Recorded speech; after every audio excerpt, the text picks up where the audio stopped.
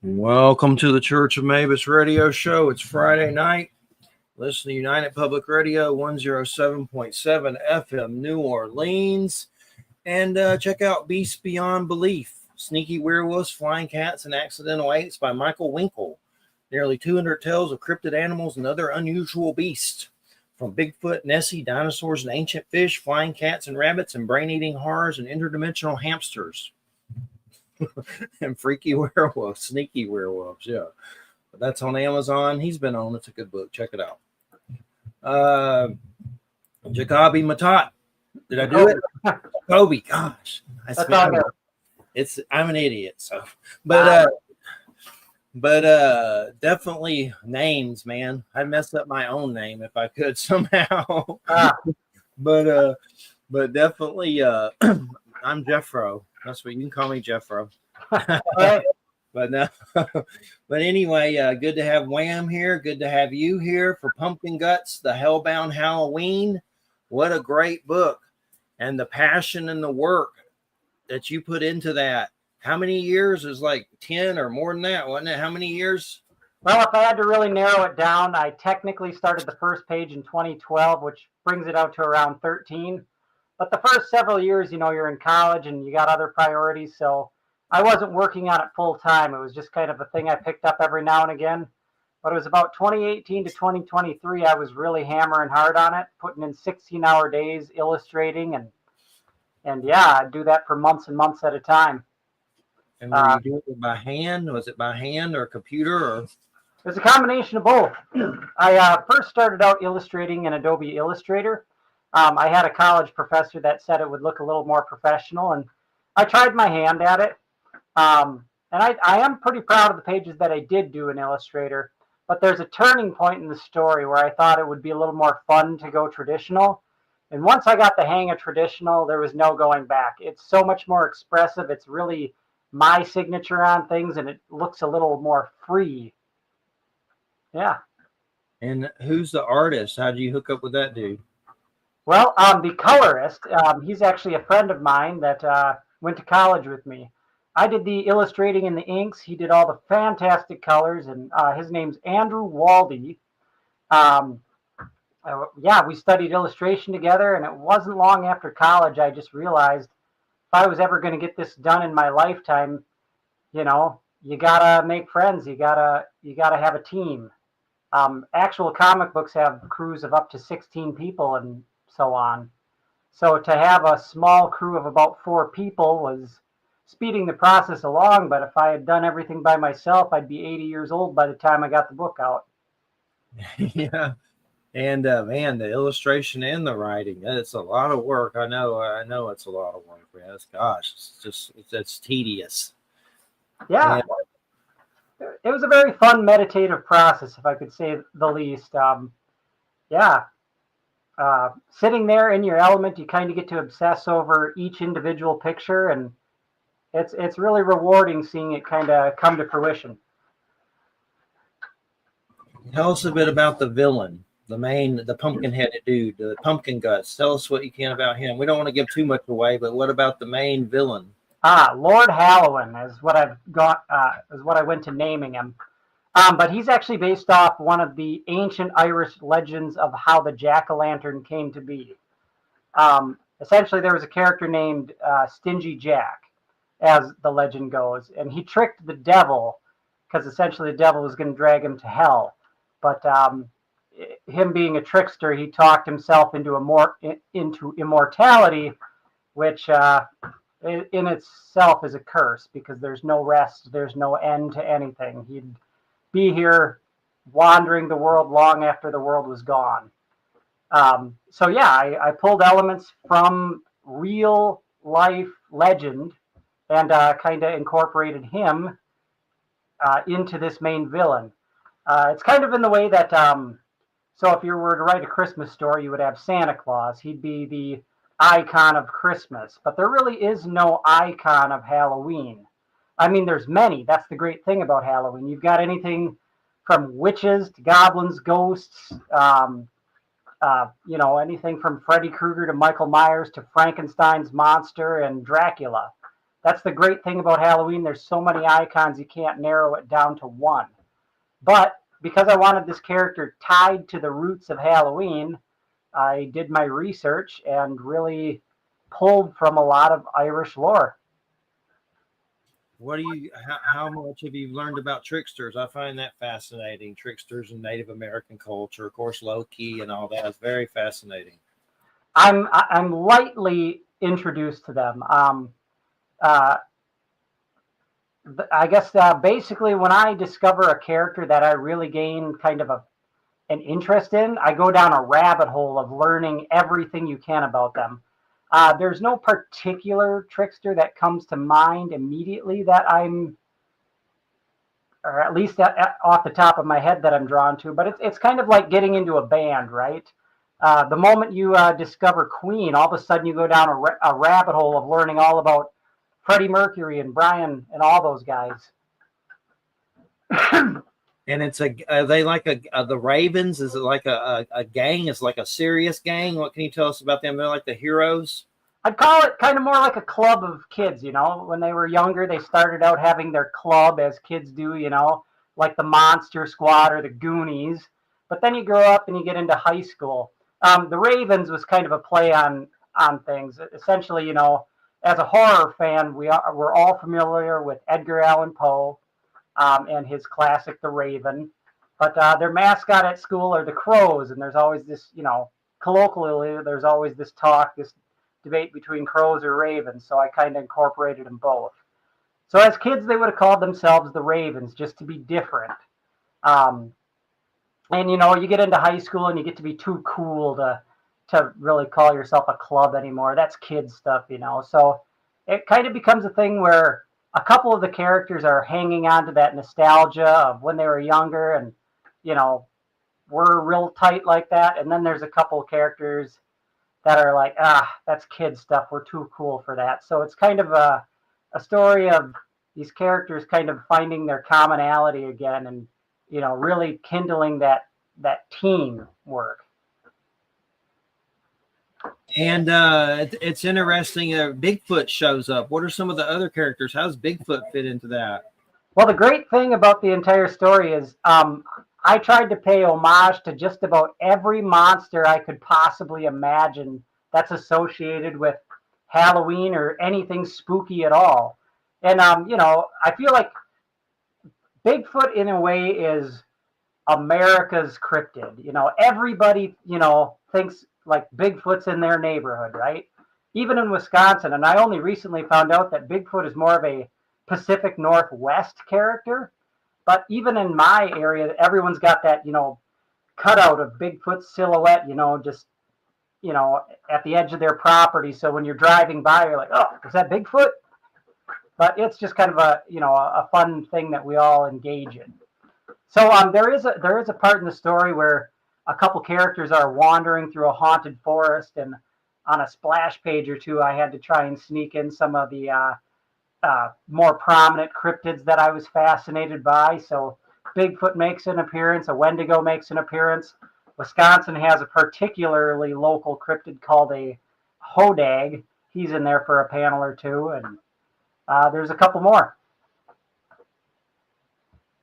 You have a dog rampage happening, so I'm trying to contain But yeah, as someone that's passionate about Halloween, there's really not a creature that goes bump in the night that you're not drawn to. You can find a passionate obsession in witches. You can find a passionate obsession in the Blob. Well, I can't legally do the Blob, but I could do, you know, a character of its likeness. So you got to incorporate cryptids. You got to incorporate the Halloween classics, skeletons, ghosts. I feel like pretty much after the advent of the 80s, the masked slasher, the masked killer has become a staple in culture. I mean, the hockey mask represents horror more than it represents hockey these days. So I snuck in a hockey masked character that's kind of an homage to essentially all the slashers that I could really think of. There's elements there, but, you know, distinct to kind of be their own character. But you got to kind of tip your hat and pay respect where it's due. So you you kind of like to sneak that stuff in when you can. And right now, where's the best place to get it at for everybody? A link or the best place? Right now, it's mostly available locally. I'm still dipping my feet into the world of sales online. It's available in several shops around my neck of the wood, a few local bookstores, the Volume 1 local store. There's a more of a kind of gothic spooky store around here called Black Kettle Tea Company, I believe. And Claremont Comics, you gotta have it at your local comic shop. There's a Decadent Arts or Decadent Gifts Art Gallery that is supplying it. So if you're in northwestern Wisconsin, that's where you can pick up a copy personally. If you're looking to buy it from me online, your best bet would be to find me on Instagram or Facebook. Reach out, message me, and I take Venmo, and I am happy to mail them out. But yeah, this book's really meant for those who have a passion for both horror movies, anything from terrifying to cheesy and fun, right? And anyone that just loves the Halloween season. I really tried to capture the way we romanticize our nostalgia for Halloween when we were kids, from running down the street, gathering as much candy as you can, to just staying in and having a scary movie night, popping in an old VHS or something. So if that's your speed, definitely reach out. I'd be happy to get you set up with a copy of the book. Right now, I'm currently pretty low on the soft covers, but I do have the hardcover, which is actually, honestly, show us the cover of it. Show us the cover so we can see it. Is that the front or the back? This is the front cover, but the back cover dust jacket is kind of more simplistic. And then if you slide the dust jacket off, I've made the back of the book out to look more like an old VHS, right down to your horror sticker, picture the villain, your rating, and descriptions and so on. But that was kind of a big thing for me when I was a kid. Part of the generation that would go to your local video store and rent maybe 2 VHSs to watch over the weekend, while your parents got lost and did their own thing. So I was one of those kids that was glued to a TV, and anything that was spooky, I was in on. So yeah. I was renting the Halloween franchise, The Thing, The Blob, Friday the 13th, Nightmare on Elm Street. It was one of those situations where, your mom would not let you watch a rated R movie when you're like 13, 14 years old. But you go over to Dad's house and you tell Dad, oh yeah, Ma lets you watch this stuff all the time. So, when he's got stuff to do on a Saturday, Friday night, he lets you pick what you want, and I would watch those movies on repeat until we had to return them. So yeah, that's how I tried to style the book, to kind of be reminiscent of those old VHS box art that you'd find at your local stores. It's really good. It's a great book, and I highly recommend it. It's definitely one of the most unique things I've seen in a while in comics. So definitely a lot of passion and work. So get a hold of him on Facebook if you want a copy. And that's me. We've had Stephen Flowers on before about Monster Kids. He has a book called Gothic Meditations at Midnight, and he's like a dude that does runes and stuff and has some weird Temple of Set connections that are kind of weird, but a cool dude that has rescue animals and stuff. But he did a book. We got into Monster Kids real deep, like psychologically. So, kids that, I got picked on when I was younger and had cancer when I was younger at 17. And I escaped into that stuff. And some of the stuff I watched at the age I did, I can't believe. It was some sick stuff. It was just, I remember going to the VHS, and there was just at the VHS store and just crazy, like, horror stuff that was just like pieces, and I spit on your grave. Like, I remember, I see those boxes now, and it goes off in my head seeing that as a kid. But Jason and Freddy posters, and I idolized Freddy, and now it's like weird because Freddy's technically kind of into kids or something, right? A pedo on some level. So it's I don't count the remake as canon. That's nothing. When I was a kid at 14 years old, I was obsessed with Freddy Krueger to the point that I'd be having conversations with people that are like, who asked, right? Well, the old movies, did they say he was that, or was that just in the remake? Because I always ask that question, I forget about it. But I know that was in the older movies, so he wasn't that, and then finally, in the remake reboot or whatever they did it. Essentially, yes. When Wes Craven first envisioned the character, he did think that was the most horrifying thing that could ever be done. But the studio rightfully kind of made him roll that back. So in the original series, he was just a child murderer. But in the remake, they definitely made him that. And that's what like turned me and anyone else that liked Freddy off to it. It's like, okay, that is not what we want our villains to be. Yeah. Like it's so hated that like when New Line Cinema releases that box set, the remake is never included, and they own the rights to it. But then meanwhile, when you get like the Friday the 13th franchise, they'll include the remake and every Friday or Jason movie that existed. But that just goes to show how much people don't like that in their villains. Exactly. That's not a good thing to have in any villain, for sure. If you like the villain, if he's going to be likable on any level, but definitely, I was upset about Brian Fuller, them dropping him from that Friday 13th Crystal Lake series. I hope it still turns out good, but I loved Hannibal. That was amazing, and I was really pissed off that they canceled that. But Brian Fuller has a lot of trouble sticking with things, or gets in trouble, or quits, or whatever. Yeah. Yeah, I'm looking forward to seeing that series come out. Crystal Lakes really had a lot of, the TV shows already had a lot of mythos surrounding it. Like, is it going to happen? Is it canceled? Now it's going to happen, and now it's going to have Jason, whereas before it wasn't. And yeah, I'm a little worried about Jason and where it's going, but hopefully something kicks off with it. But it's been through a lot of. It's pissed off about the video game thing. That game was awesome, and then they messed that up. Like they just really screwing the pooch on that one on a lot of different levels. So yeah. But yeah, I also saw Brian Fuller was going to do a Christine remake of some sort, which he probably got kicked off that too, but I don't know for sure. They've been talking about that since like 2017, 2019.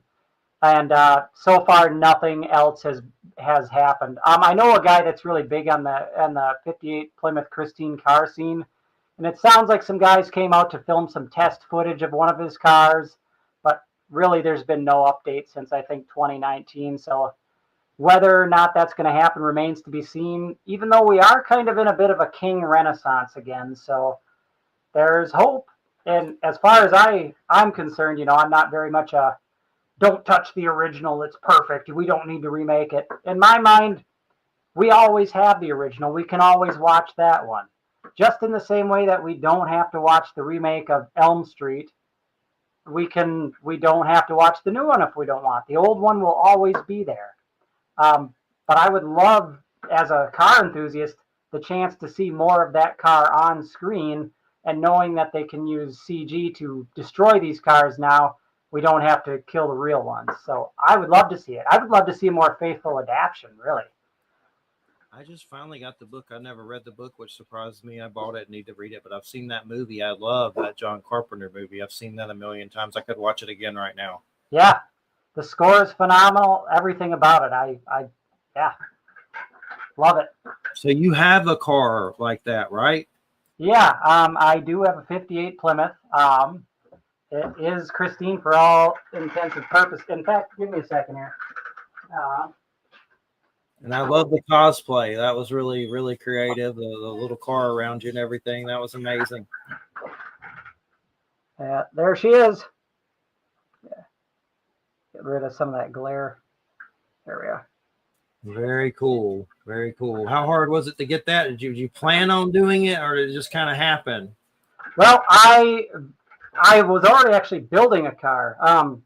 I've got a couple of parts cars, and I've been in the process of building one, and then this one came along, and basically it was one of those, this opportunity is only going to come once in a lifetime, so you kind of have to drop everything and make it happen, and go broke doing it. That's just kind of how it is. But that being said, even though I'm a car enthusiast, I do keep my car finances separate from the book. Anything I make on my book goes directly into my book. I don't borrow from that. the goal is to keep my book in the world. It's my life's work, and at this point, it's my magnum opus in life, and I really want to keep that out there.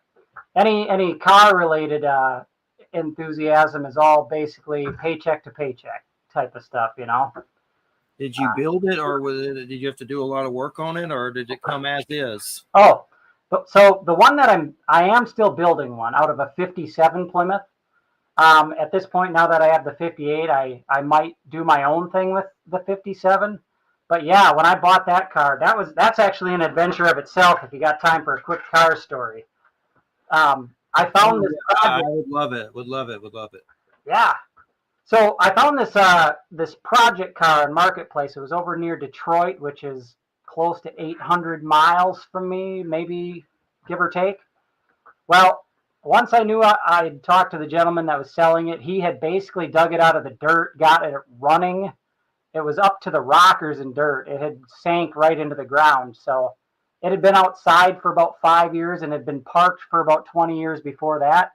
Well, once he got it running and took it around the block, he didn't think I should chance it, but I took a one-way flight over to Detroit. He picked me up, and after looking at the car for maybe an hour, me and my brother hopped in it, and we drove 800 miles home in this car that hadn't run in 25 years. It was a pretty incredible adventure, but I'll say we burnt 8 quarts of oil. So we went through 2 oil changes in the drive home. I've pulled up the carpet, the floor was Swiss cheese. I've had to completely weld in new floors. I've had to essentially wire wheel all the rust off, and I've painted a rust preventative agent over everything. And right now I've pulled the engine out and we're basically redoing it. The rings were cracked, so it needed a heck of a lot of work, and it's still a goal to finish that car. But you do it because it's a hobby. You do it because you love it. You know, it's, some people play video games, some people build Legos, but I've always been an artist, and to me, working, whether it's on paper with pencil and ink or, with my hands, I do a lot of woodworking and I do a lot of metalworking, and cars is just the newest thing that gets my brain turning, makes me think. And, I think as people, we like to occupy our minds with stuff. We like to problem solve. We like to create challenges and overcome them. And that's my newest challenge. And you have a hearse too. You're in that scene. If you want to tell us a little bit about that, I find that very fascinating. We used to have someone had a hearse in Georgia a long time ago when I lived there. That's where I was born. Now I'm in Florida, but it was like an older hearse fixed up and then had Nosferatu painted on it. It looks so cool. I've always loved them. But yeah, anything you can tell us about that scene? I find it fascinating. There was a guy on here that's in Tampa that has a ice cream hearse that gives out like dead whatever, some kind, I forget the name of it, screaming something or something, but he serves ice cream out of a coffin in his hearse. That's awesome. Yeah, I actually drove the hearse to work today. It was I made my own keychain. But anyway, yeah, so the hearse was kind of another thing. That might actually been my first foray into cars. I was just, one day I kind of thought, I wonder what it'd be like to drive a hearse. And, we weren't even sure if it was legal. So I looked it up and it was. And then I kind of went down that rabbit hole. And I kind of told myself if I was ever going to own one, it had to be a 92. It's my favorite year. So, and that was the last year they did the square body style. So I must have waited a good year before one finally popped up in the exact year that I wanted.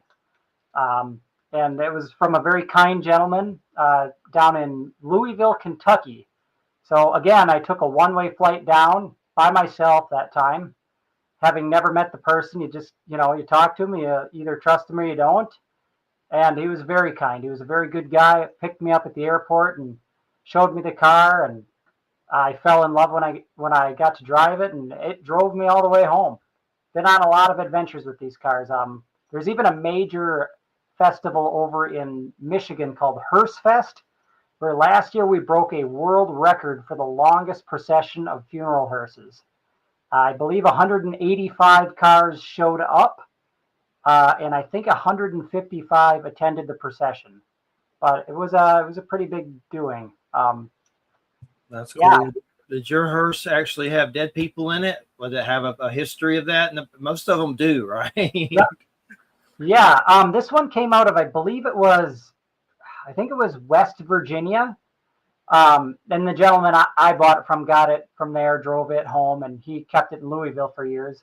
But I beneath the seats, I found pens and brochures that had the original funeral home address on it. So that's kind of a really cool piece of history. It was in service for years until they sold it and had to update their fleet, essentially. But they're fun. They're boats to drive, though. They're long and they have a lot of blind spots. You got some good speakers in it. Yeah, I got some pretty good speakers. It's good jamming out to your favorite tunes. I'm a Ghost guy, so I really love listening to the band Ghost and just cruising around in those old Cadillacs. And they don't send you to the grave in a jalopy, so they make a fancy car even fancier. It floats down the road. I've listened to Ghost. I like them. I need two more though. I need to get into it a lot more. I think it's definitely a good band. I was just listening to the new Rob Zombie. It was called Punks and Demons. I didn't think. I mean, I know his music was always kind of had an evil kind of like Satan theme, but he really gone down the Satan road in this last new song. It's very ministry, but definitely it sounds good, but definitely kind of creepy for sure. A lot more creepier than it usually is, which. I like his music, but his music's usually got a kind of a movie flair, or, different kinds of movies and things that kind of thing going on. But this just seems like some ministry serious, stuff about Führers and weird stuff. But it was good, but definitely he's got a lot more creepier, which I didn't think that was possible, but he did it. Yeah, I'll have to give it a listen to, all that stuff, that's kind of against cultural norms. It starts out edgy, but it's really good music. I mean, think of the late, great Ozzy Osbourne. That man performed until his final days. What a legend.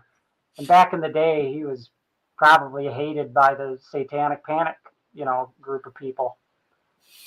I love Ozzy and, grew up with Black Sabbath, and a lot of the music I like, I mean, there's some stuff I'll listen to, but I have trouble with some stuff where I can't understand what they're saying. I mean, I'll listen to it, but I don't find myself going back to the like, blah, blah, blah, blah, blah, blah. It's like, what the hell did he just say? But I'm more drawn to people with unique voices like Ozzy and Typo Negative. Rob. Oh, I just discovered Typo Negative like in the last month, and I've gone down that rabbit hole. Peter Steele had such a just menacing voice. Yeah, he's like Dracula. Yeah. What would Dracula sound like if he was singing?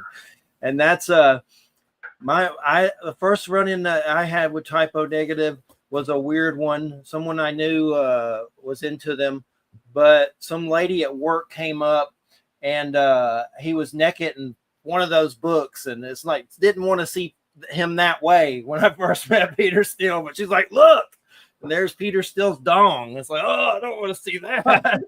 But I've always loved his music and was sad, that he passed away. And Alice in Chains is another one, those unique voices that are really hard to, they're not there anymore. They are, but they're hard to dig for. Ghost has that. But a lot of these bands nowadays just sound like, clones that coming off the Assembly line, and then it's hard to find a unique voice. I really like a unique voice. Yeah. That you know what the hell they're saying and it sounds cool. Yeah. But what was some music you grew up with that what were some of the influences of all this? Well, that's actually a good question. So I've always kind of been all over every genre. I mean, like mostly at my mom's house, like we listened to the Golden Oldies country, your Hank Williams Sr. and Johnny Cash and all those guys. But she would venture into your Queen, and I really started getting into rock and roll through Queen.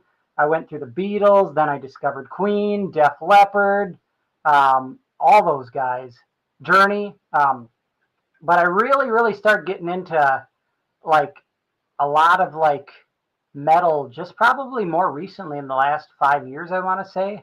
Like I say, I'm late to the party. I just discovered Typo Negative. I love all those pop punk bands from the 90s, because that's my era, 90s and early 2000s. So they're nostalgic to me. When I listen to that stuff, that takes me back to that era.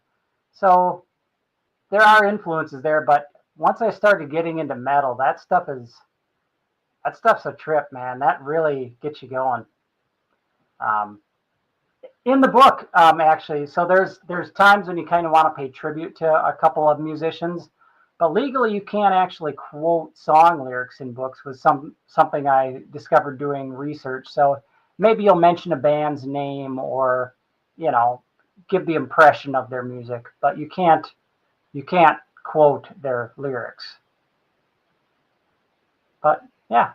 What were some of the bands that were the pop rock bands or whatever? You mean like Korn or stuff like that? What do you mean? So punk rock, I'm talking like your Blink 182. Oh, okay. Yeah, a Green Day. I like Green Day. Yeah, yeah, those guys. I have a weird Tom DeLonge story. He's Blink 182, right? Yeah. There's a guy, Christo Rupolo. He has a UFO documentary called Curse of the Man That Sees UFOs, and it's about his real UFO stuff. He gets crazy stuff on video that's just crazy in California, and it could be military, it could be alien. I don't know what the hell it is, but he names them like jellyfishes and eggplants, and he's real funny, like this punk rock kind of dude. And he used to have, it passed away, the dog from Pirates of the Caribbean. I forget what kind of dog it is, but he had that dog. He owned it.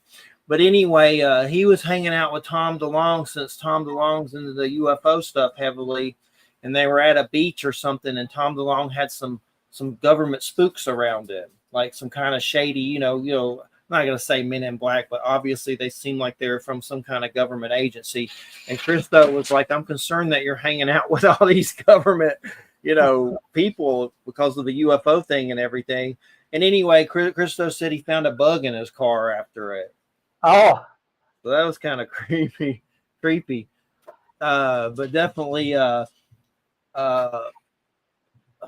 dog's acting crazy. Well, it's not a full moon, I don't think. I think that already passed. But so anything weird ever happened with the cars to where you're like they're haunted or nothing ghostly or anything weird with some of these cars? cars really do have personalities of their own. I mean, like they really do. Like King hit a nerve right there when he was going on about Christine having a mind of her own and her own personality. Like, one crazy story I had with Christine this summer. So it was one of the, I want to say 90 plus degree days that we had up here this summer. And I was going to promote the book by taking Christine. It was going to be her big grand reveal because I kept it good and quiet for a year that I had her. But I was going to have the grand reveal during our local hometown parade. Every town has that weekend where they get a carnival and have a little street dance and celebration. Well, I spent the whole night and the day before polishing up Christine for the grand reveal. But when you're driving cars really slow on a hot day, they can overheat. And I was worried about that to begin with. But like the next morning, I rolled her out so I could scrub up the white walls. And I only moved the car about 10 feet, and she left the thickest trail of transmission fluid. So to the point that your heart's like, oh my God, what's going on with my car? Ultimately, she was telling me that I don't want to be in this parade today. I'm going to overheat. So she essentially had a mechanical meltdown and couldn't be in the parade. Instead, I took my hearse, which I named Nancy after the final girl from Nightmare on Elm Street, Heather Langenkamp's character.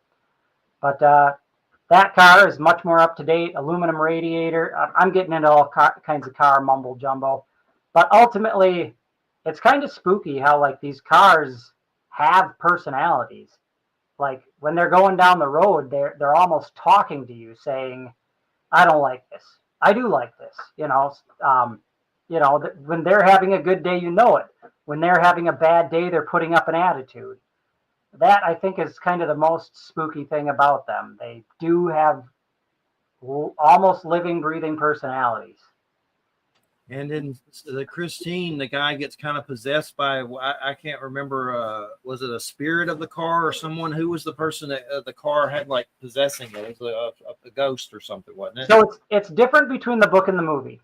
in the book, the former owner of the car, Roland LeVay, dies, and he kind of finds his way back into life by possessing the new owner. So Arnie starts to slowly kind of at times become possessed by Roland LeVay, and the car is haunted by his spirit. The car does have a personality, but it's also the former owner haunting the car within as well, trying to take over. Whereas in the movie, the car was her own person, her own personality, and it was kind of like love drove him insane. He'd do anything for your girl. So he kind of went crazy because of the car in the movie, which is why I wouldn't mind seeing another adaptation. It would be cool to see the angle where Roland is haunting the car and decaying in the back seat or whatever. Yeah. Brian Fuller would have been perfect, but I don't know if he's still doing it or not. I don't know. I know he was going to do Interview the Vampire and pulled out of that, and that still kind of turned out sort of good. I saw some of it. I mean, it was decent, but he was supposed to do Christine. I don't know if it was a movie or a series. I'd have to Google it and see what's up with that, but he has a track record of. I know he just did a new movie that's supposed to be good. I forget the name of it, Bunny or something, with Mads Mikkelsen, and Brian Fuller just put out a movie. So I don't know if they're still doing the Christine thing, but it seems like they could get a lot more deeper into it for sure.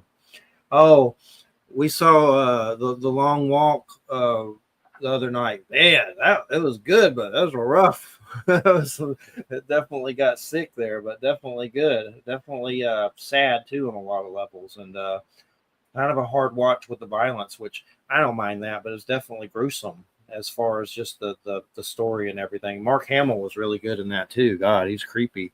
Did you get to see that yet? The Long Walk? Not yet. It is on my bucket list. I did hear, isn't that one of King's earlier works? Yeah, it may have been one of the Bachman ones. I'm not sure for sure, but maybe I may have been one of his Richard Bachman books. I can't remember, but definitely King. It's definitely a King. There's a book. He has a book about it. It's kind of. I think it's not as big as normal of his books, but it's definitely really good. But basically, they're in this. I don't know. It's kind of like a weird contest, and kind of seems kind of fascist, and the only one person can live, and they have to walk, and if you do anything wrong, they'll shoot you. I don't want to give too much away, but let's just say there was people whacked because they had to poop. which, and that was kind of some gross scenes because they had to do it while they're walking. So that was really good, but kind of sick. I hope it's implied and not shown. Well, but that's like, so what do you think of Terrifier? Have you seen those yet? I really like them, but the gore is like, damn. I love it. It's kind of everything that a slasher fan has wanted out of their slashers since the 80s. But as the 80s went on, the MPAA cracked down on everything. They would have to film excessive violence in the hopes that the MPAA would only cut out little bits. But in this day and age, with you being able to put I think Terrifier 2 was NC-17 or 3 was NC-17. They were able to put that in theaters or having uncut versions. It's great because I liked them. Some of those scenes, man, some of those were rough, but I'm used to it. But yeah, some of those were like, damn, that's a lot. What was it called when they freeze you or whatever? That was crazy. And the third one, the cryogenics or whatever. No, what is that called? Yeah, liquid nitrogen. I think. Yeah, God. I have a lot of those little figures and stuff, and definitely. I collect the NECA figures as well. That's what you're talking about? Yeah. That stupid Walmart one they released, I hate when they do that. Did you get the bloody one that was only at Walmart? I have not. It's been on my radar to pick him up, but I haven't been able to. It's on eBay. I would just say you're probably going to pay more for it if you actually get it. That's all right. There's demand, so they'll just keep making them, and a year down the line, I'll just get one then.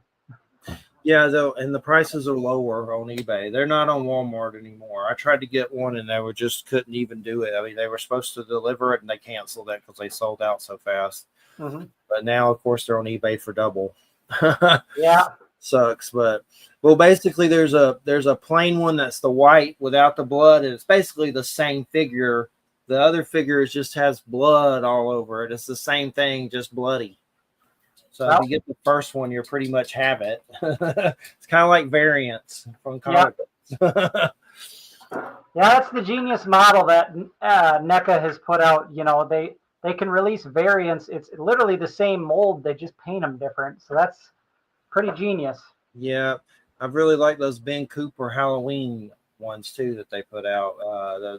They put out these like the old Halloween costumes from Ben Cooper. They have figures now at NECA, and those get pretty crazy, hard to catch. They just put out some Kiss ones and some Teenage Mutant Ninja Turtle ones and stuff. Then they have the old ones like Frankenstein, Nosferatu. They even have a Terrifier one. And but anyway, yeah, NECA puts out some good stuff. It's just at a point you just look at it and say, who cares? But some of it I'll get once in a while. I have a penchant for Nosferatus and Vlad the Impaler figures, which there's a lot of Nosferatus, but not many Vlad the Impalers. There's a few Vlad the Impalers out there. From Todd McFarlane's got one. Mm-hmm. There's a sideshow one. I have that one, but yeah. What are some of the horror movies that you grew up with? I know you've mentioned some of them, but what were some of the big ones that fed into pumpkin guts? Well, I'm trying to think some of the gateway movies that got me into horror. When I was a little kid, I was obsessed with the holiday Halloween. Like I was the kind of kid that couldn't sit down and watch Superman without wearing a red cape. I always had to wear costumes. I'm also a cosplay artist. I build a lot of costumes, but anyway, I digress. So starting out, I think Beetlejuice might have been my first entry into the world of spookier movies. I saw that at 5 years old and I obsessed over it. I probably wore out the VHS. Other movies, that I loved as a kid would have been Ernest, Scared Stupid. The old Ernest movies, that is an underrated Halloween classic. Hocus Pocus has finally become mainstream, but that's one we all loved as a kid. As I got older, you'd catch a horror movie here and there, but I think around the age of, I want to say 9 to 11, somewhere in there, that's when I really fell in. I remember seeing an old Freddy Krueger pinball machine and something about the image of this burnt up guy with the glove just it etched its way into my mind. Another one, we were in a hotel when I must have been like 4 or 5 years old, and the family was passed out in the room, but me and my older brother had access to the cable remote because at home we only had like 4 channels. So whenever we went someplace that had TV back then, the world was your oyster. So everyone's passed out. My brother gets the remote, and I think he put on Phantasm 2.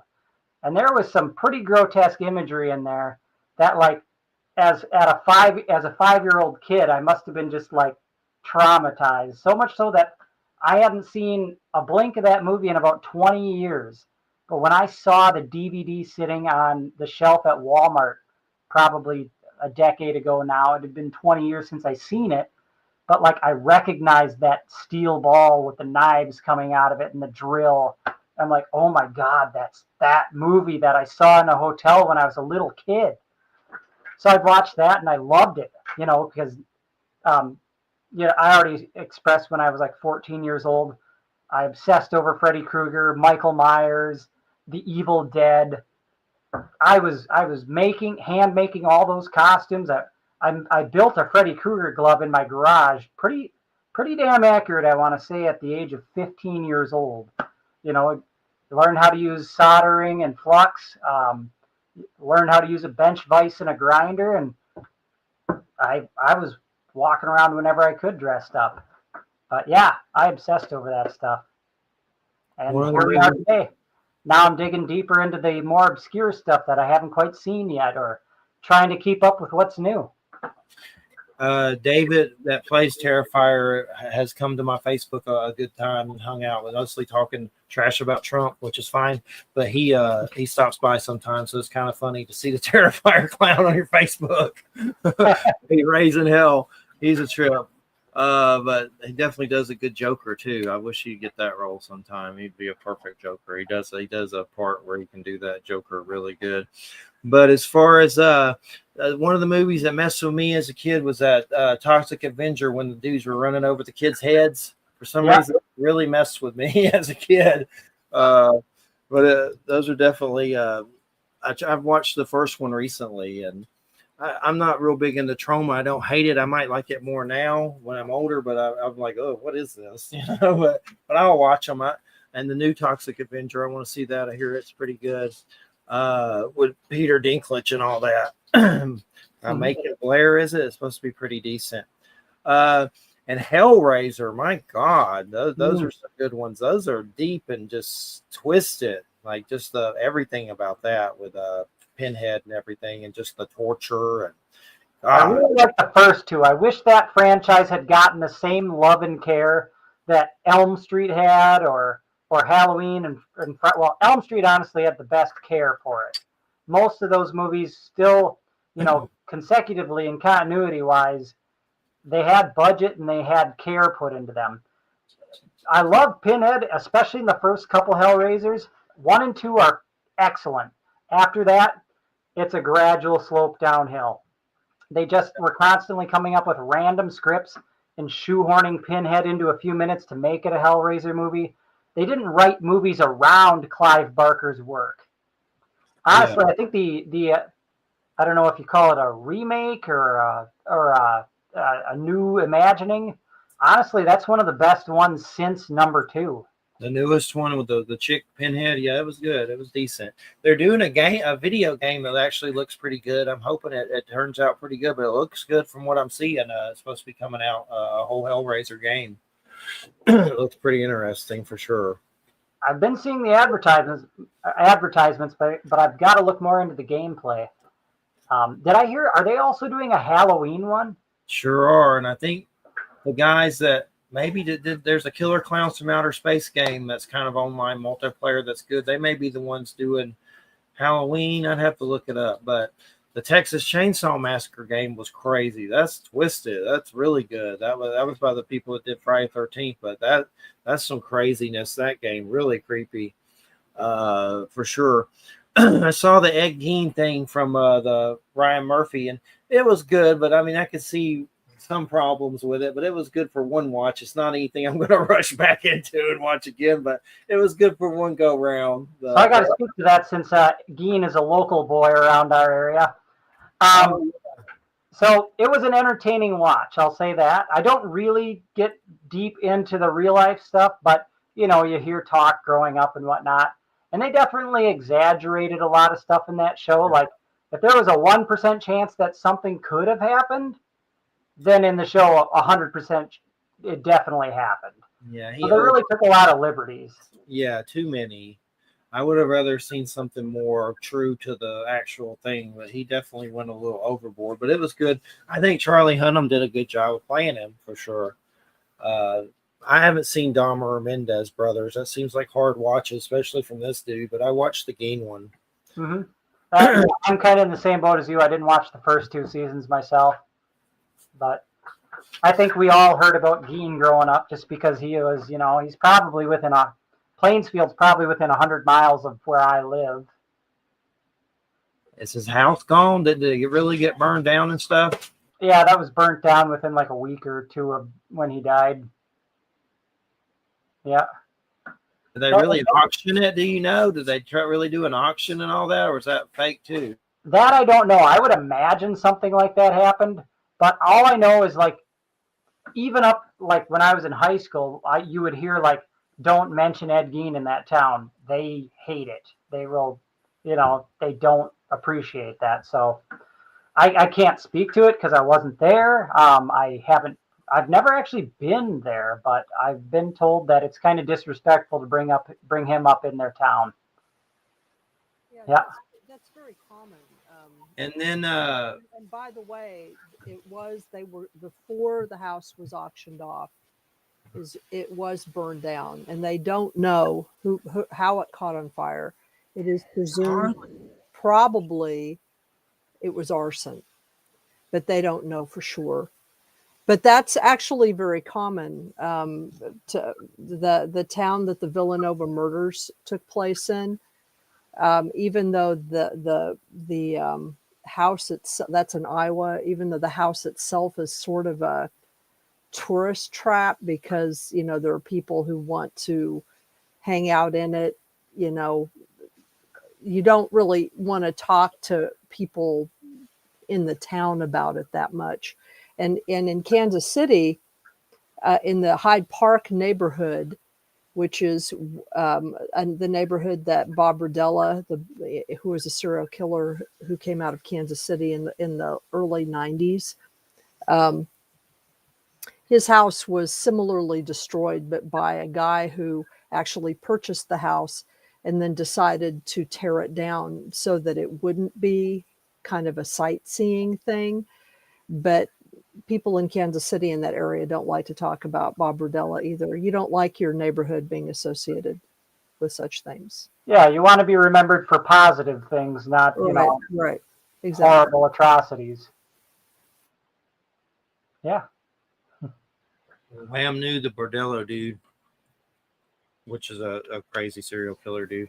Yeah. But the Gein thing, like he only really dug up like 2 people, and I don't even know if he killed them. Did he? I think he might have killed 2 people. Well, he killed 2 people and dug up a whole bunch of other people. He killed 2 people for sure. Well, here's the thing. We know he murdered 2 women. He confessed to it. It is believed that he probably killed his brother, his eldest brother. That wasn't seen at the time, but subsequent when they did another autopsy of his body, they realized that he in fact had sustained a head wound prior to being asphyxiated by the fire. So it is believed now that he probably did kill his elder brother. But he only admitted to 2 murders. The other bodies were bodies it is presumed that he dug up. And he did confess to digging a lot of bodies up. So, but he really made like furniture and stuff. Like in the show, they try to allude that some Nazi lady did that to Jewish people, and that's where he kind of got off on it and saw some comic of her, which I don't know if that's true, probably not, but there was something about him making furniture. That's some crazy as hell, though. But I like the show where they kind of flash back to Alfred Hitchcock and then Tobe Hooper. That was cool. And of course, I don't believe Hitchcock had a room on the studio that had fake, I don't know if they're fake vaginas in a dresser drawer or whatever. There's some, I wouldn't watch it again, but it was good for one go round. Yeah, the show was very obsessed with all of the horror movies that Gein inspired. I mean, they had to pay tribute to Hitchcock. They had to pay tribute to Tobe Hooper and Texas Chainsaw. Yeah. There was even a nod or 2 to like Michael Myers, just, the framing and how he's standing outside in the dark. It's just like wherever that show could be like, oh my gosh, he inspired this, and this, and this. They were so obsessed with that they were telling those stories and not just that story, Yeah, it was cool to see him go to those, but yeah, it's kind of a cheese factor. I know Osgood Perkins, Anthony Perkins' son, was kind of upset about it and said he wouldn't watch it with a 10-foot pole. But yeah. And then, it was worth one go round. I know he's supposed to be doing what's the lady that kills you with an axe? I forget her name. Lizzie Borden or whatever next or something. The axe lady chick. But yeah, William, he's got some cool cosplay. He's got one where he's like the dude from Christine and has sunglasses and a weird eye and then has a little car around his waist like Christine, like a little miniature car where he's driving it. Yep. That's awesome. I guess I'm not bragging, but that costume, I built that. I built that out of wood. I'm primarily a woodworker. So everything on that was constructed in my wood shop. I'm very proud of my tolerances and how I can work a tape measure. But that costume, I wore that to a major horror convention in Chicago called, I'm actually wearing the t-shirt. There's a major convention in Chicago area called Flashback Weekend. And the year I went down for this, 2024, I guess, that costume took first prize, best in show, in the Sven Gulli. If any of you are familiar with Sven Gulli. Yeah, he's one of the major horror hosts coming out of Chicago. You know, he's like, well, he's not quite the level of Elvira, but he's your Joe Bob Briggs type level guy, right? He was the judge of the costume contest, and it was kind of really cool getting to meet him, and that at least he thought it was that cool. That's my new. I finally found Me TV on my cable. It took forever to find it. I used to just get them the antenna, but now I've been watching them every week. There's also a crazy one that comes on PBS. You ever heard of it? Nightmare Theater. It's so weird. Like it comes on PBS and it's called Nightmare Theater. It's like there's a song about Satan and stuff. You're like, what the hell am I watching? And they show really crappy movies and guys devil horns. One's dressed like a wolf and like looks like a furry. And then the other guy has a wrestling mask, but it's on PBS after the Spenguli, and it comes on PBS, and it's just the weirdest thing. It comes on late at night on the same night, I guess Saturday nights, but look on PBS on your guide or whatever if you can find it. You'll be like, what the hell? This is so weird. It's on PBS. Well, you got to be exaggerated and big to stand out in the world, I guess. Yeah. And I haven't watched it as much, but I'll watch it sometimes. But I'm trying to get the picture of you dressed on the screen. Let's see if I can do it. Kind of suck at this, but I'm trying. Did I do it? Yeah, there it is. Hold on, I almost got it. Okay, I did it. Wait, hold on. There we go. There it is. That's really cool. Yeah, I probably should have sent one to you, a few pictures to you beforehand, but I've really gotten into horror cosplay recently. I do a pretty mean Jack Nicholson. I like to joke that he and I have the same hairline. Yeah. That's so do you see it, Wham? You see the That's pretty cool though. Yeah, I like that. Love Jack Nicholson, definitely. And definitely miss his movies. And they're still there, but he's not making any new ones, which is understandable. But I always love Jack Nicholson for sure. Oh yeah, he's fun to watch in everything he's in. Choose the scenery. Witches of Eastwick.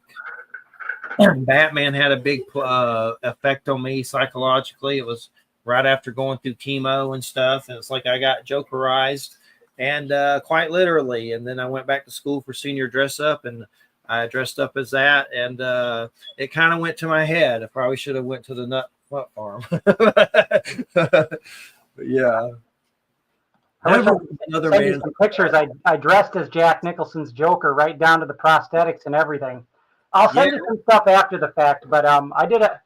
If you feel like combing through my, I've got an album on Facebook that's called Costumed Photo Shoots. The first pictures of me as Robin Hood, but that's everything from like, I don't know, early college to now. The farther down in that album you get, the closer you'll get to like more recent stuff I've done. But anyway, I digress. Cosplay, horror, anything Halloween. Halloween is, that's the holiday where you get to dress up as a monster or whatever the heck you want. So anyway, that's how I segue from doing cosplay to Halloween. I've always loved dressing in costumes, and that's kind of a theme that actually happens in the book. Costumes do come in to a pretty significant part of the plot, especially in the third act. And actually the start of the second act. So what do you got cooking in the future? Is there going to be a sequel to Pumpkin Guts, or is there something else? I can see you doing a book about all this cosplay stuff with your pictures and stuff in it or something like that. That would be cool.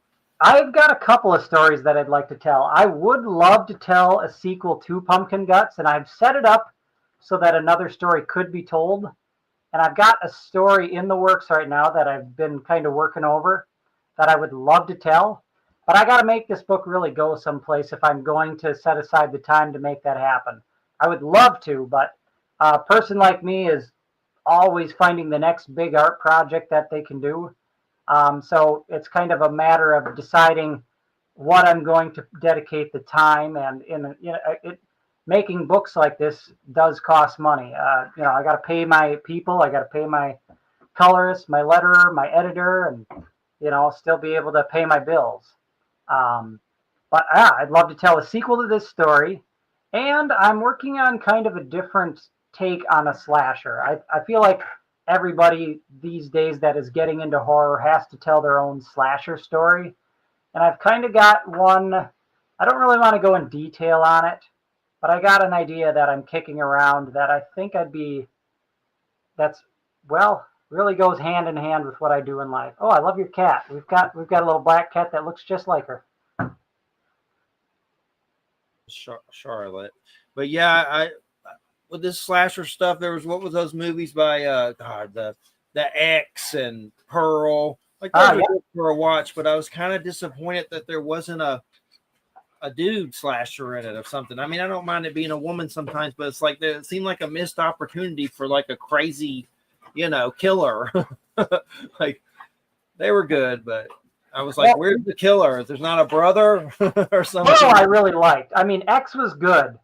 X was horrifying in places. Honestly, they really nailed like some real psychological horror in those slashers. But I really dug Pearl. I loved how it kind of took place in, was it the 30s or the 20s? I loved that era that it took place in. And that speech she gives at the end when she's sitting at the table talking to her, I think it's her cousin. But like, you can just see that she's unhinged and that this girl is not safe.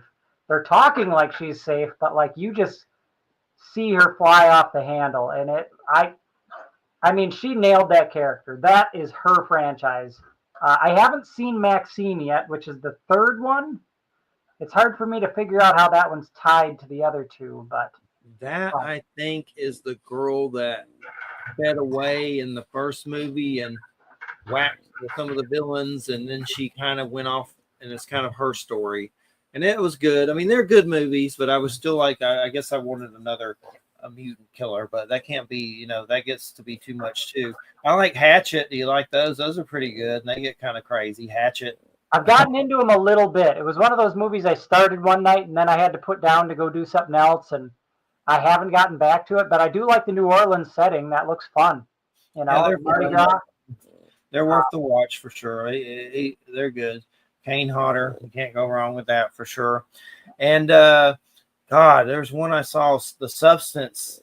That was good, but it was kind of like soft porn, and it definitely was not anything I'd watch again, but it was good. The first go around. That one's on my list. I've heard there's some really good body horror in it. Yeah, it's good. It's good, but don't have children around. That's all I'm gonna say. A lot of nudity for sure. But yeah, it's good. It's good for one watch. I'd watch the Terrifiers again, but there's definitely some of them, man. God, like there's just, I'm not going to be throwing up from them or anything. A lot of stuff doesn't faze me, so I was more shocked that it was phasing me. I'm jaded from seeing all this stuff, but those actually, those affect you on some level watching that. For sure. I like more subtle stuff, creature features and things like that. And I saw Texas Chainsaw Massacre, the original, not too long ago. Man, that was really good. Just eerie, just so, God, it sticks with you for a while. Just haunting on so many different levels. I love the drive-in, and there's actually one around here. I wouldn't mind going to it.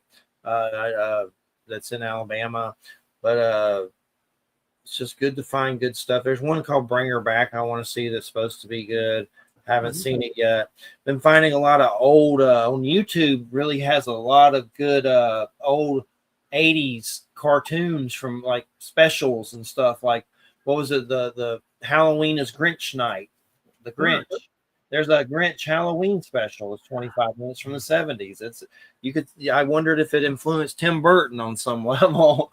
And then there was a Garfield's Adventure that was kind of good. Love that Halloween Tree. That's a good one from Ray. Both of those are in my brain from when I was a kid. Those are Halloween classics, and they don't get played enough anymore. Which one's Garfield or Halloween Tree? Both of them? Both of them. And started watching some commercials. Like they have just reels of Halloween commercials from McDonald's, Snickers, the weirdest like Freddy call-in lines, and some crazy dude that walks you through a haunted house and you call like a phone sex number, but I guess there's no sex. It's just like a weird haunted house. Like all these just clips of crazy 80s made me want to get a time machine. Everybody used to really go all in on the Halloween advertisements back in the day. But nowadays, with everything kind of being algorithm based, we're not all watching the same thing at the same time. So we've kind of, in a way, lost some of that community. Because back when we all had 8 channels, they advertised they're playing, you know, uh, the Blob on Saturday night. So everyone watches the Blob. They see all those same commercials. You talk about it. But nowadays, I'm getting advertisements for men that need hair and stuff like that. Whereas, the next person's getting advertisement toys for tots or something like that. Yeah, it's funny. You just put in like 80s Halloween commercials and they just have reels of it. I just like play it for background. Yeah. Yeah, those are really good. Miss those days. They seem like they're dead now, for sure. Like it's still there, but not like that. There's something special about that stuff. There's also a Ghostbusters with the Halloween dude too. That's kind of a villain. I want to see that. I saw that on there. I haven't seen that one. I don't think where one of the villains is kind of like a Sleepy Hollow kind of thing. Love the old Sleepy Hollow ones, like the movies and the Disney one. And there's one weird cartoon that was Sleepy Hollow. I've never seen. That was on one reel on YouTube. I need to check that out. But anything else come to mind? Any of the classic stuff what's some stuff that is there's anything every year you got to watch it? You got to for Halloween? Well, I don't want to sound cliche, but Hocus Pocus and Ernest Scared Stupid, I feel like are Halloween staples that a person needs to watch. This year, and Halloween itself, the original John Carpenter film, that's also like a staple that you need to watch every year. But this year I'm trying to do things a little bit different. And right now I'm currently taking my girlfriend through all the Universal monster movies. So we're going through Frankenstein, Dracula, the Wolfman, all the primary characters. Nice. Might make her watch a couple of the sequels or maybe an Abbott and Costello, but yeah. Good. I love the silent stuff too. I love the Universal, but Nosferatu. Like I have a set of the silent stuff. Jekyll and Hyde. Those are just haunting. I like the new Nosferatu too. I thought he did a good job with that one. The Eckers, makes good stuff, but that was good. But I love the Klaus Kinski Nosferatu. That was creepy as hell. You ever see the color Nosferatu with Klaus Kinski from the 70s? Yeah, we were watching that one probably about a month ago. It opened up with like real mummies. I know, real mummified babies or something. That's a way to start it. Yeah. I love Francis Ford Coppola's Dracula. I thought he did a good job. That's one I could watch all the time for sure. Oh, yeah. Yeah. Originally, there was a rumor that Brad Pitt was bought the rights for a Vlad the Impaler historical movie, no fantasy like 300 or Braveheart, but Vlad the Impaler. But I haven't heard anything else about it. I wish someone would do it. I don't know if I want to see Brad Pitt as Vlad the Impaler. I like Brad Pitt, but I mean, he might be able to do it if anyone could, but it's kind of hard to imagine. But yeah, I wish they would do a real Vlad the Impaler without the fantasy element. Yeah, they probably had like a dozen fantasy movies where he's Dracula, but where's the real historical account? Yeah. There's one. There's actually a Vlad the Impaler movie on YouTube that was released by Romania. That's like from their government. I haven't watched it yet, but it looks pretty decent. It's old, so it looks kind of weird. But love Hammer horror. You ever get into Hammer? I love it. Yeah, I was watching some of the Draculas. I've meant to delve into the Frankensteins, but Christopher Lee as Dracula, that guy is a presence. Like, God, it'd be, it's sometimes it's fun to imagine, like, what would it look like if Lugosi and Lee were sitting in a room, talking, or how would they play against one another on screen? But, one inspires the other. I mean, we wouldn't have the horror movies of today if we didn't have the original silent films and black and white films. Art inspires art. I mean, art inspires art. Art inspired me to make my book. It's a dedication to the history of telling horror stories, all the way from our ancestors that told ghost stories around a campfire on up to the dawn of the silver screen for the splatter films of the 80s and onward. Yeah, I escaped into a lot of that stuff. And then for bullies, like when I had bullies, I kind of took on dark personalities and would say weird stuff to them. Like I had a black trench coat and black when I came back from chemo. There were mean kids that said I had AIDS. It's like, gee, thanks. I just went through chemo, you friggin' assholes. You're going to say I have AIDS? But anyway, next thing you know, they're calling me devil worshiper and vampire because I wasn't any of that stuff. But I kind of took on, I was into those Anne Rice books a lot when I was going through chemo. And I kind of like I have a weird thing with imagination, and I can kind of like that stuff will kind of grab onto me like it did with Joker and the Tim Burton movies. And I even had some weird thing with the Young Guns, Billy the Kid thing. Like I thought I was Billy the Kid when I was younger or something stupid. but some of that stuff sticks to you, you know, those realms of imagination, they'll stick to you. And you find yourself using them as a protection, like a defense on some level. Yeah. Protect yourself. Got to embrace the archetype, I guess. Yeah, for sure. And that's why I like a lot of this stuff. I mean, it can keep you from being a serial killer if you use it with a creative way. It's a channel and input and create with it instead of actually killing people. You can do it with a dragon. There's a new Joe Hill book I got. Luckily, they sent it to me because it's kind of expensive but I need to promote it. Joe Hill, King Sorrow, where a dragon incarnates into the modern world, and it's big. But that just came out too from Stephen King's son. It looks pretty interesting.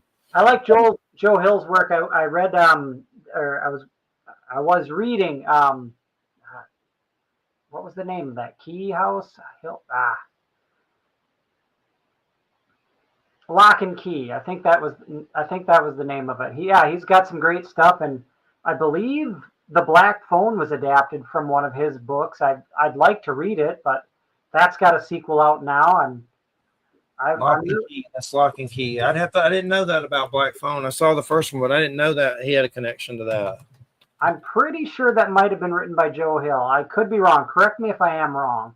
I'll look it up. I might have heard something like that. Yeah. I just learned how Joe Hill pitched the Black Phone too. He's involved with it. I don't know that there's a lot of articles about it. Huh. But yeah, over the summer, I to pass time at one of my summer jobs, I was listening to a lot of audiobooks, and one was On Writing by Stephen King. So they had like an epilogue at the end where Stephen King and Joe Hill were talking in a room full of people, and it was really kind of fun listening to that father-son dynamic that they have. Yeah, there's some good Batman books. I haven't read them yet, but I have the first one, Batman Resurrection, and he just released Batman Revolution, and it officially takes place in the Tim Burton universe. And it's called who's the guy? John Jackson Miller. Batman Resurrection. It's the aftermath of the Joker's death from Batman and Batman Returns, and then he just put out Batman Revolution. That's about the Riddler, and it all takes place in the Tim Burton verse. And they're books. They're big. The newest one's like 500 pages. Wow. Yeah. Like book books or comic books? Real books, like books. Oh. Books. I guess I'm a little out of touch with that. I know. So I'm a comic book guy, and a couple of years back they released like the official sequel to Superman 78 and the official sequel to Batman 89. Yeah, so I like those. Yeah, they look up Batman Resurrection and then you'll find it. But they're novels, and they did really well. But it all takes place in the Tim Burton verse. So I wish it's my secret fantasy for a Batman 3 from Tim Burton. If only. I don't think it's going to happen, but you never know. Yeah, that'd be a good one for sure. But definitely, we never had trick-or-treaters ever. But last year, for some reason, they were all over the damn place. Everywhere. Like, unprepared. They came out of a portal or what, but they were all over the place. I was like freaked out because it was just I had never seen them here ever. That's the good side of the opposite. You see, every year we get a big old cauldron full of candy that we're ready to give out on Halloween night, and we get like 10 trick-or-treaters all night. That's the sad thing. I feel like it can't even be our neighborhood, because I feel like when I was a kid, there was just, for lack of a better expression, like hordes, gangs of just kids roaming the street for candy. But nowadays, I feel like that's kind of cut back because a lot of parents are doing trunk or treat instead. Yeah, yeah. Show up to one parking lot instead of chase your kids around the neighborhood. But Yeah. Around here, they used to change the day from Halloween to trick or treat, like religiously, to try to, I guess, take pressure off the day for the devil or something. I don't think they do it anymore, but it's pretty weird. It's like they're trying to take the pressure off. But I'm not sure what I'm doing for Halloween. I don't really want to go anywhere lately. Things are just so crazy. It just seems like we're about to just Mad Max up in this son of a bitch, and a nuke's about to drop. That's what it feels like with Trump and everything. It just seems crazy as hell. It's like I don't even know if I want to leave my house. I'll just go to the woods and walk around. But it definitely just seems scary, really scary. And I have to keep up with a lot of news for my work from the right wing side, and it just seems like all crap's about to break loose every second. well, I'm kind of on the side of the spectrum where essentially I stay away from all news regarding politics because when it comes to the news itself, I tend to find it's mostly a lot of fear mongering. So I don't like to get caught up in that. I like to look at the positive sides of life. I like to look at Halloween. I mean, yeah, I don't want the government pulling the wool over my eyes, but I also don't want a lot of talking heads, telling me I need to be terrified about everything. Yeah, I understand what you mean. The big thing with him, it does seem like he's definitely just going up full authoritarian, like something crazy. Like just he definitely I like Bernie a lot, and that was mostly for insurance reasons because I know what it's like to go through chemo and you don't know how you're going to pay for it. My dad, one of his bosses at his job, told him that they should just let me die because chemo costs too much. And my dad, before he died, was going to go there and kill them all and had a heart attack and had guns and knives in his car like Braveheart. And so I have stake in the insurance thing. So that's why I like Bernie a lot. But right now with all this, I definitely don't want to get into it. But I know Wham's going through a lot of stuff with them cutting the SNAP and a lot of the elderly and stuff, these people that are dependent from the shutdown. Like right now, food banks have lines of traffic, like just all over the place because the shutdown and they don't have, getting their food or whatever. And it's just scary. Like it really is. We're really on the verge of something scary, and it's scary. It really is. But that's why we need to escape into fictional realms. but eventually we're going to have to, hopefully not come out into our yards and have machine gun Rambo fights. Yeah. I don't think I have it in me. I think if that happens, I think just go ahead and shoot me. Just get it over with. It'd probably be better off at that point. But yeah. Oh, I had something weird happen today, and I want to tell Wham and everybody. I had went to sleep. I put flea medicine on dogs because there's been a crazy flea stuff going on here that's just creepy. Like in our dog, everything we use on these things, it's not affecting them. And it is, but it's not. But eventually I put, powder on all the dogs and it made me feel kind of crappy. But this morning I was laying in the bed and we were sleeping, and I swear plain as day, I heard, it was morning time. I heard something go, Jeffrey. And no one was here to do it. Person next to me was asleep. Christina was asleep. Jeffrey. And it was like audio, but a weird, like in my head too. And I've had paranormal stuff, but that creeped me out. And I don't know. Maybe it was my dad. He's passed. I mean, I don't know what it was, but it was definitely, it didn't come from anybody awake and near me. It was definitely weird. It's like, Jeffrey.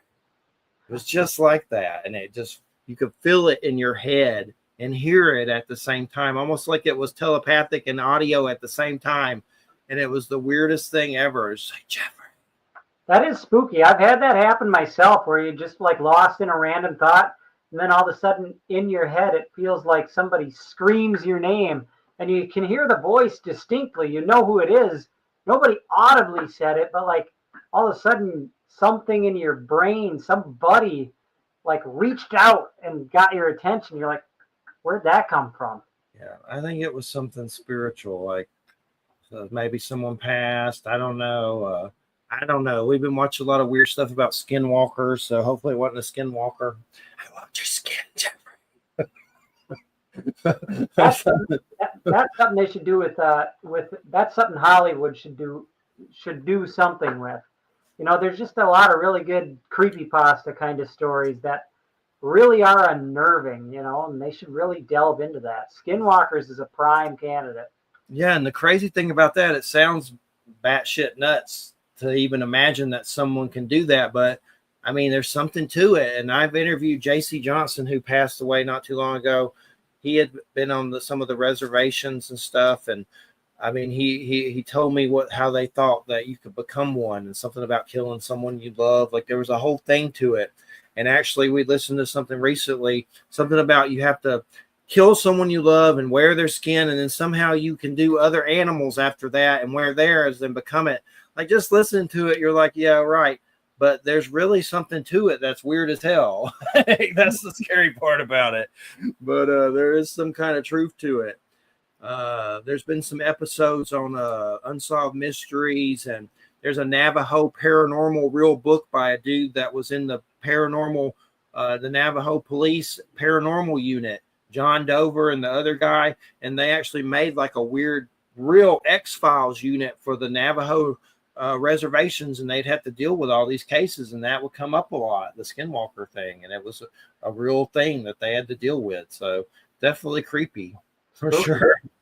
What's the movie? I know you're going to dress up as a Wendigo, but Ravenous, you ever seen that one? That's a crazy one with the West. It's like old, and it has Robert something in it. It's called Ravenous. It's like a Western. I don't know if it's Civil War times, but they go crazy and eat each other. I'll have to look it up. That sounds interesting. It's a weird West, I would think. Ravenous.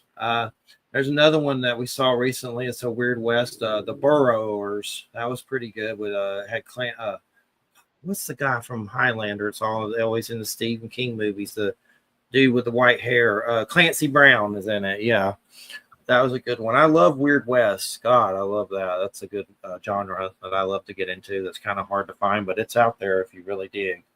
There's a lot of good Weird West. Bone Tomahawk. That was a good one. That was a really freaking good movie. Yeah, that was good.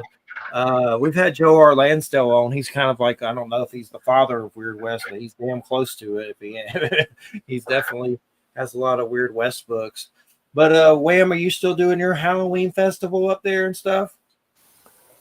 Well, there's every village here pretty much has their own thing.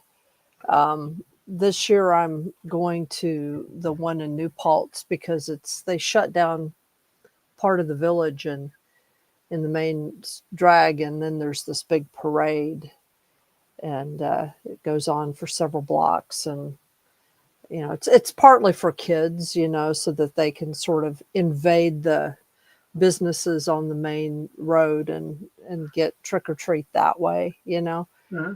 But yeah, I mean, I live in Mid-Hudson Valley. You know, this is the home of Ichabod Crane and Rip Van Winkle. So, oh, that's awesome. Halloween is a big deal here. It's a big deal. Like every I mean, there are villages where the entire village decorates, you know, and they compete with each other.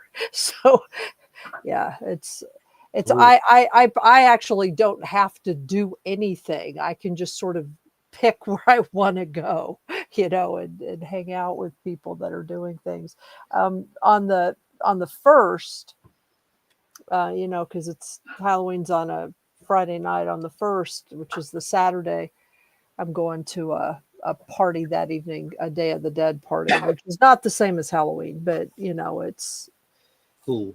Same time of year. So I got to actually ask. So you're probably closer to Salem and Sleepy Hollow, or I'm not sure how close they are. Well, Salem is in Massachusetts, and Sleepy Hollow. Well, there isn't one location for Sleepy Hollow. There's the story was by Washington Irving, was based on 2 different locations that he merged in his story.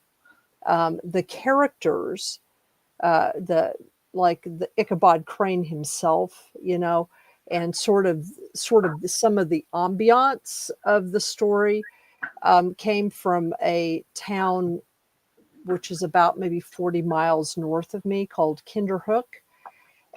But then some of the other aspects of the story took place in a location that is now called Terrytown. That they actually have like an inn there that's called the Sleepy Hollow Inn and everything. And that place, that's a suburb of New York City, so it's quite a bit south. It's about 2 hours south of where I live. So Washington Irving, when he wrote that story, he took liberties with both places and sort of combined them, because Terrytown at the time was not a suburb of New York City. It was a rural area at the time when he wrote the story. So what he did was he, creatively merged these two locations.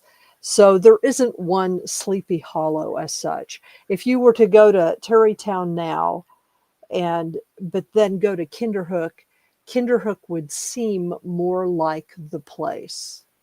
Because like there are parts of the village that date from the late 18th century, the 1700s. And they've retained some of the old buildings and stuff. So it has much more of the ambiance that you might be looking for with something like that. But yeah, I mean, that's also, their Rumpelstiltskin, or Rip Van Winkle, not Rumpelstiltskin, but Rip Van Winkle, that story is based in part of the Catskills. So, there's a town called Hudson, and it's sort of across the river from the town of Catskill, which of course is in part of the Catskill Mountains. But Rip Van Winkle, the kind of, I guess you would say, the ambiance of that story, the landscape of that story is based very much in the Catskill area itself. There's the Catterskill Falls is what it's called, and he actually mentions Catterskill Falls, and the landscape that he talks about is based right in that area. So, Sounds like a great place to visit, especially if you're into Washington Irving's work. Oh yeah. I mean, he kind of put the whole area on the map, so to speak. Is there a good time of year to visit those places without, I guess, getting bogged down by tourists? Well, yeah, I mean, the dead of winter is always, but then of course, I mean, it's a different kind of scenery. We have, actually spring isn't too bad, in terms of tourists. There are two main tourist seasons. One is sort of the height of the summer, and the other is, which up here runs between Memorial Day and Labor Day pretty classically. And then beginning in October, like we're right in the middle of it now, there's we call it the peeper season, and that's when the people come to see the leaves, to see the kind of classic New England fall foliage, which is pretty much it's just coming to its fullness right at the moment. So same up here. We're definitely reaching our peak color this weekend. Yeah, I mean, we don't have the best color this year because it got kind of dry during the summer. We had a little bit of a drought. It wasn't as bad as last year, but we did have a little bit of a drought. So it's not as colorful as it might be, but it's still all right, Mm-hmm. Yeah, it sounds like a beautiful area over there. In writing my book, I've been inspired by, like I say, everything, even those old 1700s era scary stories native to America. One of the characters I named Katrina, but it was in honor of, I think it's Katrina Van Tassel from the Sleepy Hollow story. So I try to pay tribute and homage wherever I can, because horror kind of transcends decades. It is something that our culture has instilled in it. We've told ghost stories from the times we were living in caves, and now we have cinema.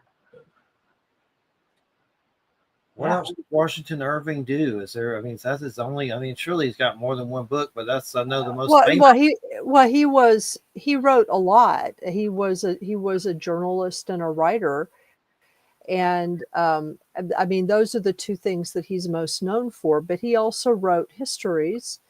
So he wrote histories of the region. I mean, all I have to do is Google him and look to see all the things that he wrote. I mean, he wrote he wrote a lot of things. It's just that he's well known for those two stories around here. But I mean, the thing that is really distinguished him and what makes him historically important is that at a pivotal time in history when things were changing here a lot, he went up and down the Hudson River, for example, right as industry was beginning to move into the area. And there was the shift that was happening from rural areas to urban areas. And he preserved a lot of the old stories. He preserved, and he liked to, listen to not only the stories of, the old Dutch. By that time, the old Dutch settlers were considered, like old, you know what I mean? Because they were some of the original settlers. And and there were still, like Kinderhook was a place which was a traditional Dutch settlement. So, he could find old timers and get their stories about dreams and ghosts. And in fact, one of his best stories is, and I talk about it in my book, Mysterious Beauty, is a story that he told about a place that is now, it's now completely incorporated into Jersey City, which is, just on the other side of the East River, or it's the Hudson River, from the city, from New York City. I mean, you can't really tell that it's a separate neighborhood now. But at the time when he was writing, which was the early 19th century, this was still an old Dutch settlement. And they retained a lot of stories about how they had taken this land from the indigenous people, and some of the, and they had a lot of ghost stories that were associated with that, as well as stories about escaped slaves, enslaved people who had escaped, because we don't think of New York as having been a slave state, but it was at one time, and the ghost stories that are associated with that. So he actually collected a bunch of stories just around about that area. And that's just, it's like incorporated into one of his books. He's also known for his diaries. He kept diaries and journals of his travels through these areas. So he wrote a lot of stuff, and a lot of it is available online free. So Cool. you can just check him out. I'll check it out for sure. I always love the Headless Horseman, that's for sure. He's in my book. They're doing a Return to Sleepy Hollow series from IDW and comic books right now that's based on the Tim Burton. It's called Return to Sleepy Hollow. I haven't read it yet, but I've seen it. I don't know if the Johnny Depp character, I think he's in it, but it looks pretty good so far for sure. Just so many good things. And tell everybody one more time how to, we got about 15 minutes. Tell everybody how to get Pumpkin Guts, where they can come to Facebook, and let everybody know. So in case you want to get some copies, I highly recommend it. Again, I'm still learning my way into the kind of business end of things. It had a very successful Kickstarter campaign. We raised nearly 12 grand to print and manufacture the books. I still have a good amount on hand. If you are interested at this point, I ask you to reach out to me on Facebook, Jacoby Matott. Right now, my pictures, me and my girlfriend with Christine Carr, the back, or the fins on the rear end. Sorry, I'm kind of rambling. Or you can reach out to me on Instagram at Jacoby Matott, spelled the way you see in the bottom corner here. I don't have my middle initial in that, but reach out to me, message me. We'll talk, and I can we'll do Venmo, and I can absolutely ship the book to you. If you're into horror movies in the Halloween season, I absolutely insist give it a look. Hardcover copies are currently priced at $60 because of the cost of printing and shipping, and this isn't just a single trade paperback that would only be between 50 and 70 pages. This is a 300-page book. It's as a frame of reference, this book is as thick as the first Harry Potter book, only instead of words, it is all pictures. Really It good. took about 10 to 13 years to complete. Yeah. I do have some soft covers available, and those are priced at $40. But yeah, reach out if you're interested. I'd absolutely love to share this story with you. It is my magnum opus. I'm very proud of it. I often said during the making of the book that I can't die until I finish this book. So at this point, I'm happy. I could die happy. I don't want to die happy because I want to die happy. But I would love to tell more stories in this world, and I can really only do that if you're interested in You it. should. I think you did a great job. And you put Pumpkin Guts into Facebook, Pumpkin Guts, you'll find him. It's there. Also, apparently, there's a weird band called Pumpkin Guts. I don't think they're huge like Iron Maiden or anything, but I found some weird band called Pumpkin Guts, and there you are everywhere. And then there's some weird band called Pumpkin Guts. I've never heard of them, but yeah, you can find them definitely by doing just Pumpkin Guts in Facebook. Yeah. But you're listening to United Public Radio 107.7 FM New Orleans. And there's no show next week. I ain't doing a show on Halloween. And then we come back with Richard a Step. That's ghost stuff. And there was a few things I wanted to plug from Kickstarter before we depart. And I'll just try to do it quickly. I like to help people out on there. Tomorrow this ends. It's called Roy Beckwith and the Cursed Continent. It's a Weird West comic that looks really good. And it ends tomorrow. Roy Beckwith and the Cursed Continent. And you can go to Kickstarter.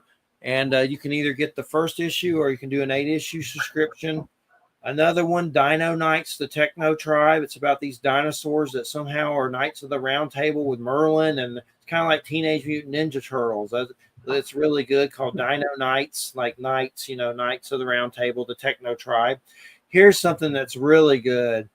Dracula by Kelly Jones is on book 3, The Count, and it's a comic.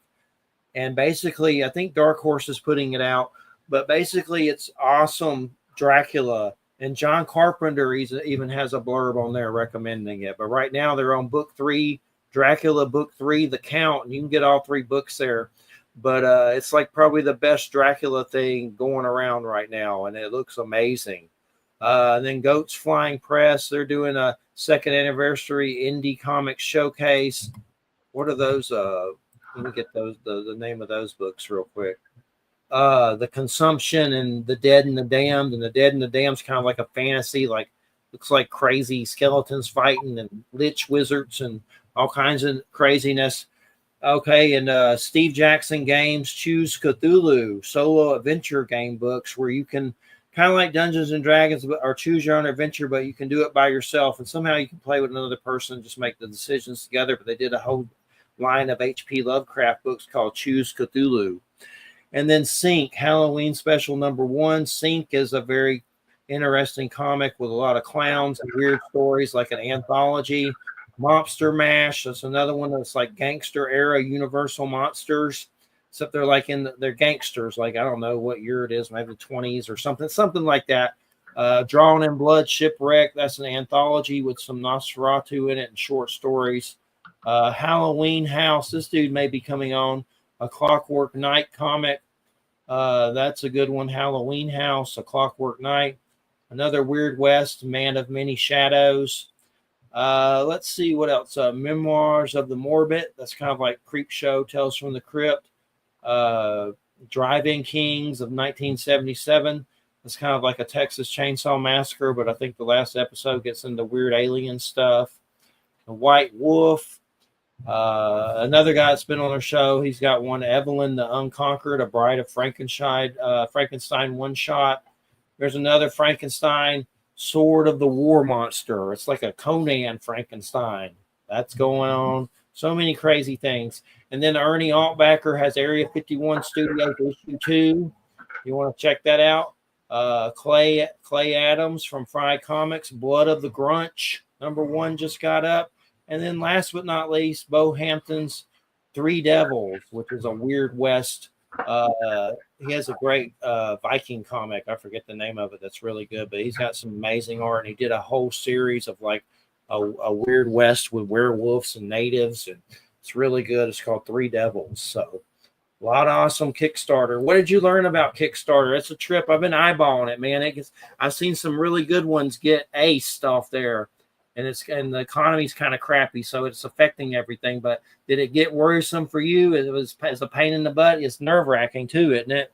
It was a little tricky in spots trying to figure out how to navigate it. But overall, once I dug deeper, I kind of figured it out. I first heard about it several years back. One of my professors at the university, one of my illustration professors that taught me, launched a book he did on there. And I kind of had him mentor me a little bit. I asked kind of his process and how he got his book out there. And that's how I discovered it. And, it is kind of neat because you can reach a lot of people and it does help get your book out there. What was your goal? Did you have a logo? I know some people do a logo, and then if you go over, you still get everything. But did you do like a logo, or did you have a high goal? How close did you come to it? Like the minimum goal, I think, in order to because Kickstarter is an all or nothing platform. You either nobody's card gets charged, or you meet your goal, then everyone's card gets charged. I was asking a pretty steep price of $10,000, but that was to print these books. The cost of printing them is pretty. I mean, this is a denser book. I probably would have done well to break it up into smaller parts, but I'm not as business savvy. So I would rather, as a reader, when I go to the comic shop, I'm not a single issues kind of person. I know a lot of people are, but I'm the kind of guy that buys the compendium. Everything is bound together because I like a good hardcover solid book in my library. And I don't want to keep people waiting on a cliffhanger for, my first story out in the world. I want them to, see the whole book and take it for what it's worth. And if they like it, yeah, I'd love for them to come back, and I'll have that sequel ready someday. Didn't you have some companies biting for it a little bit or something that nothing came up of it? A few companies? Well, right now I'm self-publishing through my own imprint. But I have been looking at trying to get into some of the major printing publishing companies.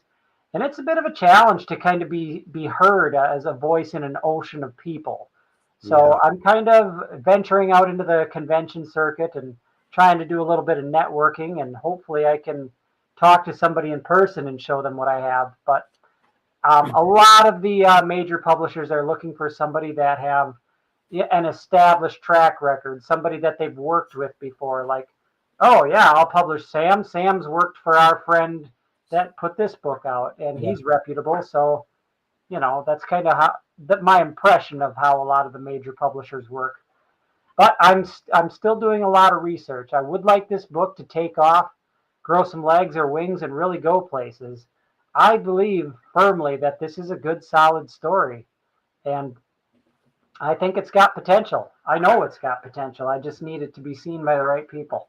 It's good and it's unique, and that's one of the big problems with comics. It's oversaturated with too much stuff to where you almost have a stroke trying to be a collector with this stuff. But I think yours is unique enough to stand out, and it deserves a lot more attention for sure. And I hope it gets it for sure. It's great. Well, greatly appreciated, Jeff. Thank you. And can't go wrong. Pumpkin guts and a pumpkin head dude. Can't go wrong with that. Bigfoot. You're even representing Bigfoot in there. Everything. If you like slashers, if you like Bigfoot, if you like witches, if you like ghosts, skeletons, you name it, it'll be What in was that first one you said? I think you said flashers. slashers. Okay. Yeah, slashers. Okay. Oh, I got to give a big hand to my colorist. Without him, this book wouldn't pop as much as it does. When I was talking to my colorist, Andrew, I told him this book needs to stand out. I want this book to bleed Halloween. And if you look at a lot of horror stories out there, they're often very monochromatic, very dark, almost black and white. But Halloween to me has been so much more than darkness. Halloween is vibrant. You've got those rich oranges, purples, and greens, and black. I mean, the primary colors of Halloween would be black and orange, but purple and green as a secondary it's significant. This is as vibrant as you remember Halloween being as a kid. It's great, and it needs to be like a Halloween tree where people do it every year. Maybe someday it'll be a animation or something weird. You never know.